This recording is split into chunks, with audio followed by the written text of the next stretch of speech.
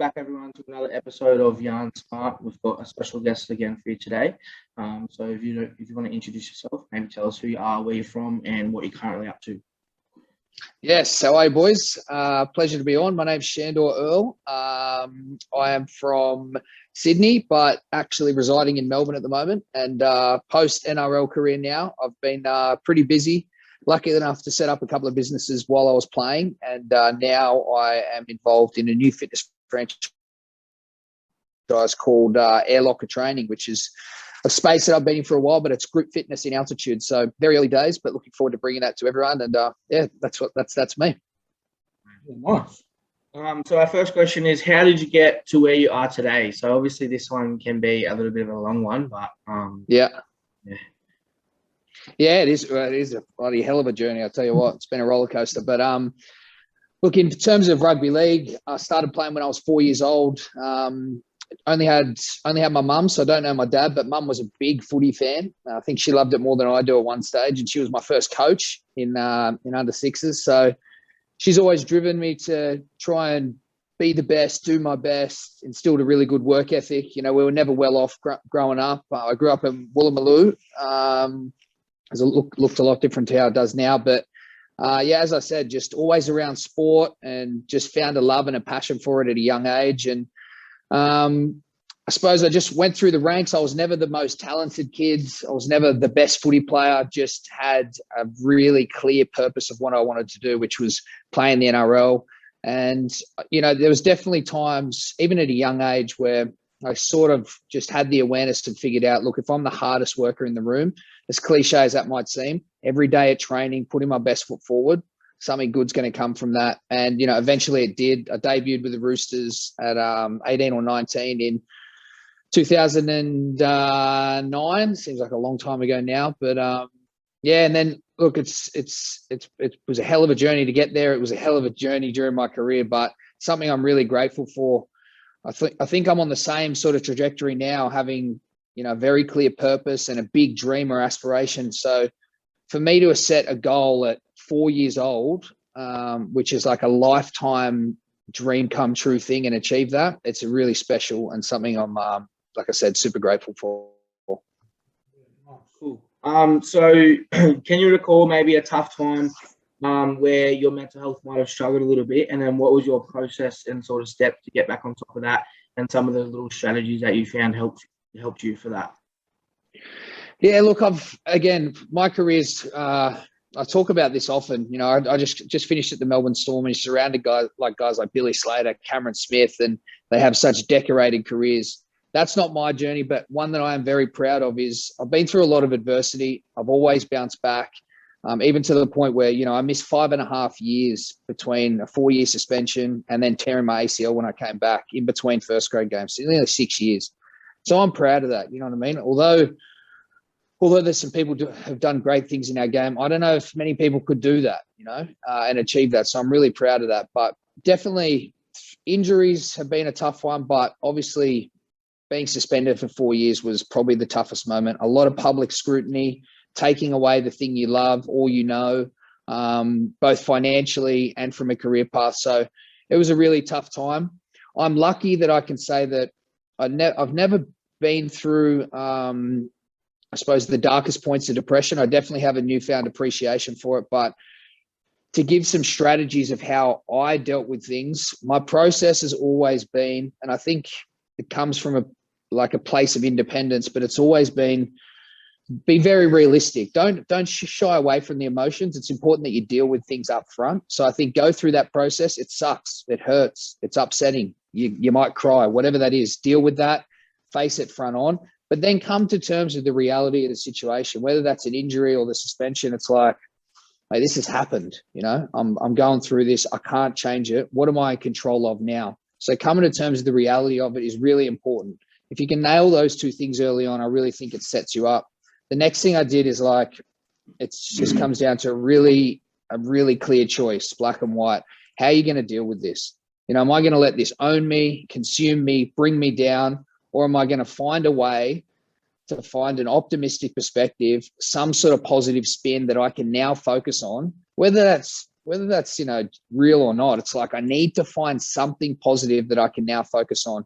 And off the back of that, just set some goals weekly, monthly, give yourself something, a purpose that you can now dive into that gives you the ability to achieve something and take you to the next step. So literally anything in my life, that's how I've dealt with it. Face it head on, understand it, deal with the emotions involved, and then find a positive pathway out and set some goals. And easier said than done, boys, of course, you know, but if you can get around that process in any aspect of life, I really feel like it puts you in a good position to get through that. And as I said, that roller coaster, like I've been through some big moments in my life, but always they've been followed by the best things in my life. So what do you attribute that to? It has to be to the process of what happened when you failed or made a mistake. If you can go through that and come out the other end, there's some good shit, you know, there's some good stuff to come. So that's the process. That's what's worked for me. Yeah, 100%. I think, you know, I think all of 10 years, you know, in a span of 10 years from now and, you know, to back when you started your career, I guess the world's changed and the makeup of particularly young people coming through and even coming through the NRL, and you've probably seen that mindset has probably changed a fair bit, do you reckon, in terms of like that, I guess, resilience? I know the NRL are, you know, that resilience word is a big part of their makeup now, but do you think that's been a big difference in terms of the young fellas coming through now compared to when you were coming through the ranks, that mindset of, yeah? Yeah, I think definitely like there's more awareness around mental health. Like, I don't know if 10 years ago we were even talking about mental health, you know what I mean? Like if you had a genuine problem or you were upset or something really traumatic happened, you might get some assistance, where at least everyone's having the conversation. And, you know, our people that are role models or leaders, if they're open to having that conversation, then it empowers everyone else to do the same. So that's what I think is the most important, especially for people like the boys in the NRL and as rugby league players. Of course, they need their own assistance, but if they can be vulnerable and empower others to do the same, it's just going to be a flow-on effect. So that's the lesson there. But yeah, definitely being more aware of some strategies to how you can get through the tough times. It's definitely changed the scene for a lot of younger players and younger people, I think, for sure.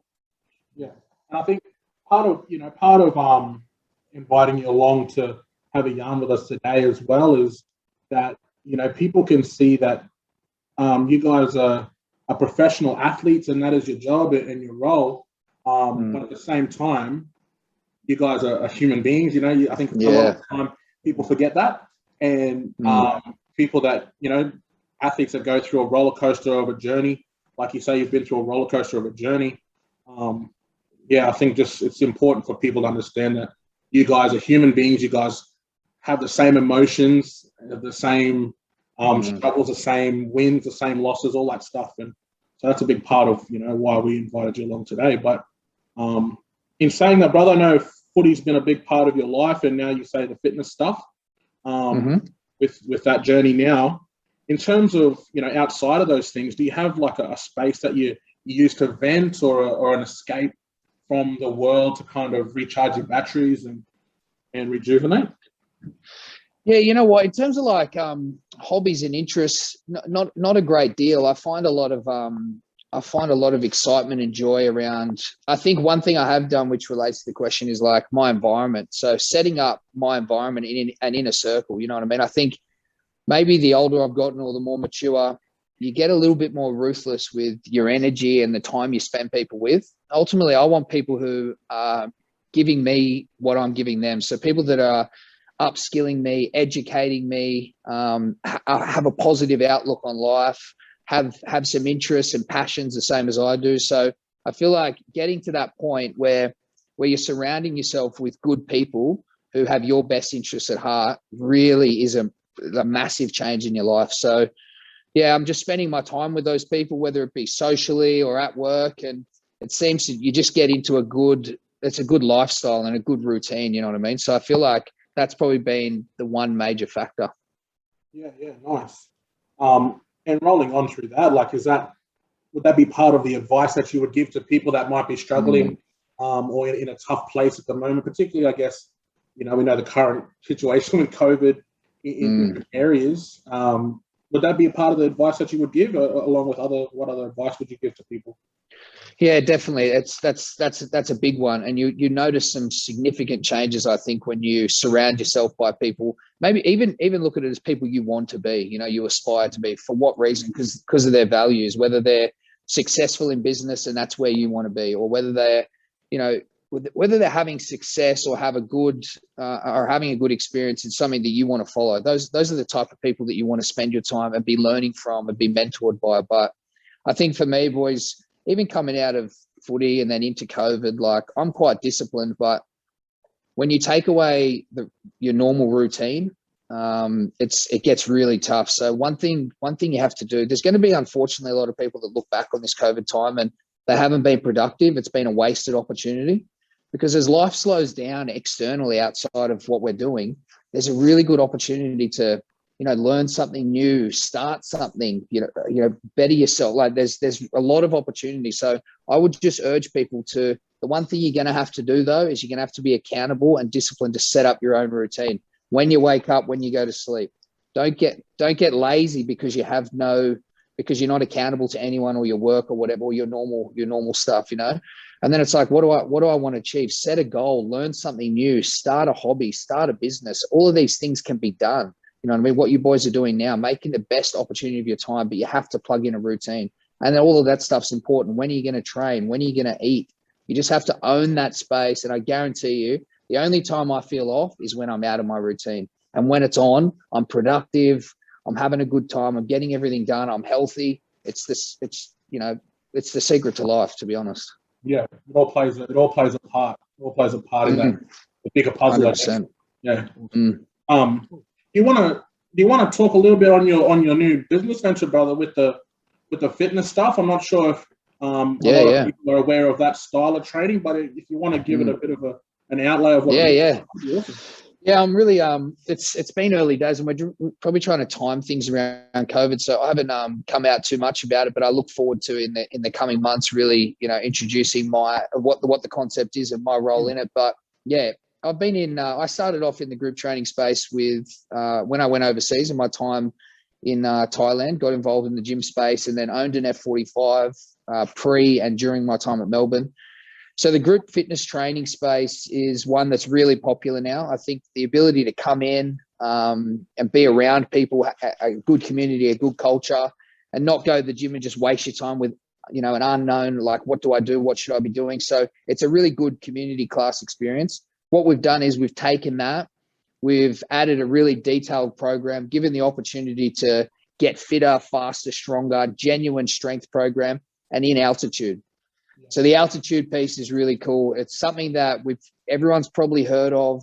The elite athletes, the Olympians use it to increase their performance, but now we're able to bring this to everyone. And it really is for everyone. It sort of boils down to, once you've come in, you've had an awesome experience. It's like, why would I train in anything else? The performance benefits, you know, through the roof, researched, science backed. So I'm just looking forward to everyone understanding exactly what we're doing and understanding that they now have access to altitude and the amazing benefits associated with it. So watch this space, boys. Hopefully we can get you into a studio one day. Oh, brother, we might make a trip to Melbourne and come and do a couple of sessions. Everything 100%. Sounds like a plan. Cool. 100%. So, yeah, thanks for joining us today. I think this is you know, a bit of an initiative that we've created. Like you said, during them COVID times, you have an opportunity to you know, plan something and create something. We would have liked to do an event in the community, but obviously with COVID we can't. So thanks for coming and joining us and talking to us. I think your career and the things that you've done in your career that the public can see is amazing. So it's really good to have a yarn to you and talk about some of these things. No worries, boys. I really appreciate it. If you need any help, I love what you're doing. If you need any help with anything, you just let me know. I'm only email away.